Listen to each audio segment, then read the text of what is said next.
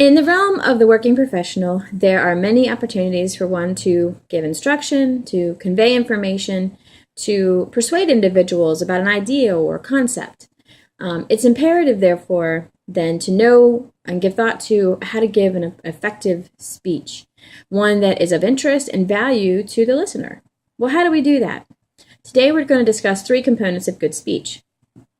First and foremost is very basic, to know your audience. What are you speaking about? Does your audience understand the information that you want to convey? In what way can you adjust the way you speak to simplify it or make it appealing to that specific audience? Do you speak in a way that is understood by those to whom you speak? Why is this important?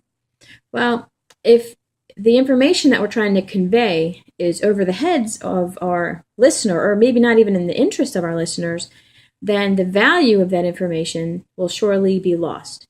For instance, a doctor talking to a non-medical professional. If he uses all this medical jargon, is the other professional going to understand what he's saying? Not likely. So similar to any discussion, we want to make sure that we speak with our audience in mind. What do they know? Or where are their interests? How can I make it appealing to them?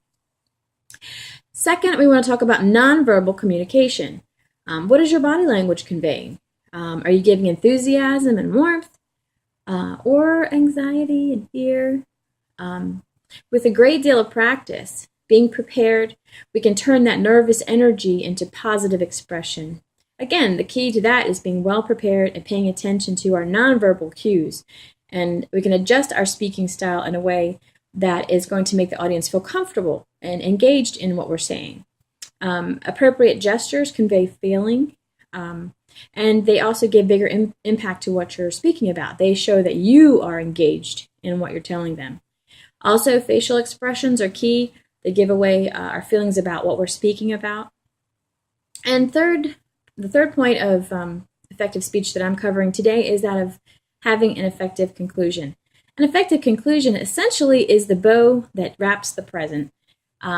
The way to pull your speech together, to wrap it nicely in a neat little package, is with the conclusion. And that's, in the conclusion, simply, we want to restate the main points of our speech to give our audience the practical value of what they've heard, how they can use it.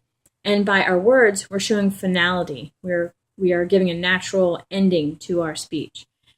So that the import of what we wanted to share comes across. So truly, the value of good speaking is not lost on the professional.